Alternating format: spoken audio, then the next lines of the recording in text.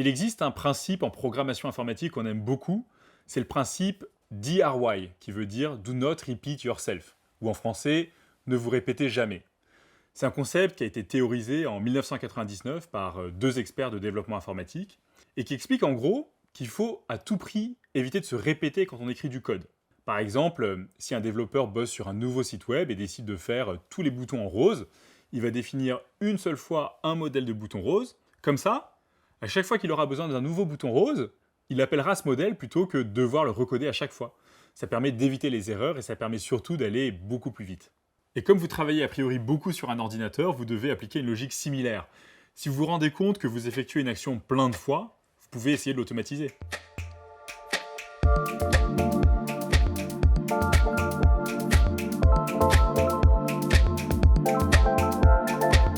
On voit au moins 4 domaines où vous pouvez automatiser vos tâches.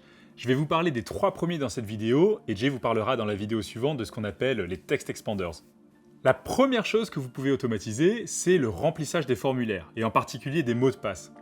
C'est un truc que vous avez vécu des centaines de fois. Vous savez, le moment où vous cherchez à vous connecter à un site web et qu'on vous demande le mot de passe. Sauf que, bien sûr, le mot de passe, vous l'avez oublié. Donc, vous cliquez sur mot de passe oublié, et là, vous savez que c'est le début de 5 minutes de votre vie qui sont perdues à faire des trucs très chiants. Vous ouvrez l'email qu'on vous a envoyé, vous cliquez sur le lien qui vous permet de créer votre nouveau mot de passe, vous créez un nouveau mot de passe, etc. La bonne nouvelle, c'est qu'il y a des outils géniaux qui se souviennent de vos mots de passe à votre place. On vous met des liens vers les meilleurs dans les ressources.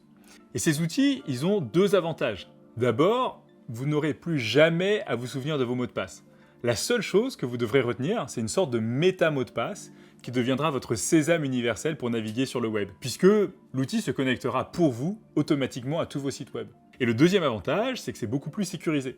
Votre outil de gestion de mots de passe, il pourra générer un nouveau mot de passe complexe, différent, pour chaque nouveau site, ce qui vous protège mieux que votre mot de passe générique décliné en plusieurs variantes du genre coucou, coucou 2000, coucou 2000 point d'exclamation, etc.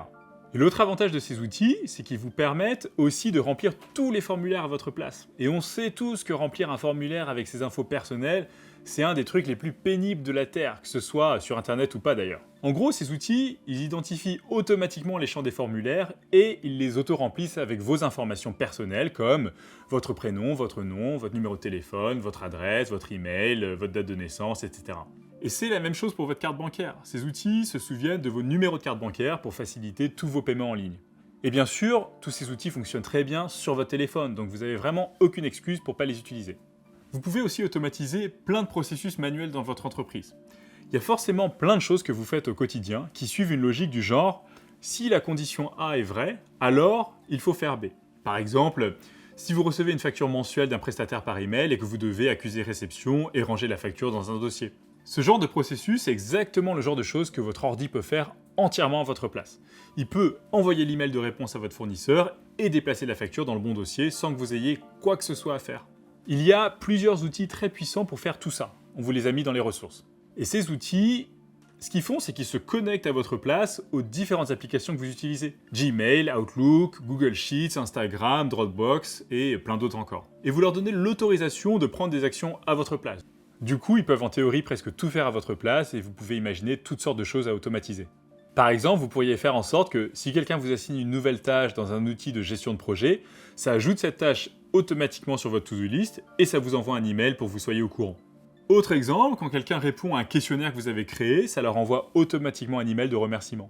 Et dernier exemple, à chaque fois que vous prenez un vol, vous pouvez bloquer automatiquement dans votre calendrier une plage de 2 heures avant et après votre vol pour prendre en compte votre déplacement vers et depuis l'aéroport. Ça empêchera que vos collègues ne vous programment des réunions à ce moment-là.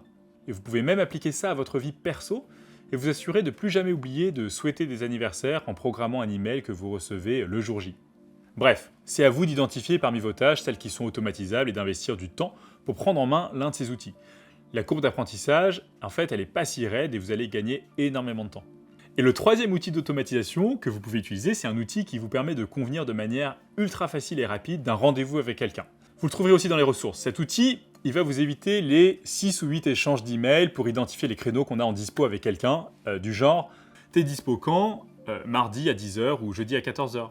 Je suis pas dispo sur ces 2 créneaux, t'as d'autres dispo Oui, vendredi à 9h ou lundi 10h. Ok pour vendredi 9h, tu m'envoies une invitation Ah non, trop tard, je suis plus dispo vendredi à 9 h, plutôt mercredi à 15 h. Ok, tu m'envoies une invitation? Oui, je m'en occupe. En fait, cette longue conversation, elle peut facilement être évitée en envoyant un seul lien qui donne accès aux plages libres de votre calendrier. La personne clique sur le créneau qui lui convient et l'outil envoie automatiquement une invitation électronique avec un lien de vidéoconférence. Et voilà. La seule chose que vous avez faite, c'est envoyer un seul lien, tout le reste s'est ensuite déroulé sans aucune action de votre part. Ces outils proposent aussi plein de fonctionnalités utiles comme la possibilité pour votre interlocuteur d'annuler ou même de reprogrammer facilement les rendez-vous déjà pris. Et vous pouvez même décider que pour prendre un rendez-vous avec vous, la personne doit d'abord préciser l'ordre du jour de la réunion. C'est assez pratique. Si vous deviez programmer en moyenne 3 réunions par jour et qu'à chaque fois vous perdez 5 minutes d'échange d'emails pour trouver un créneau, ce type d'outil, il vous fera gagner 15 minutes par jour. Le dernier outil d'automatisation dont on voudrait vous parler, c'est le Text Expander. Mais là, je vais laisser Jay en parler. C'est lui qui m'a fait découvrir ça il y a quelques années et je peux vous assurer que ça a changé ma vie.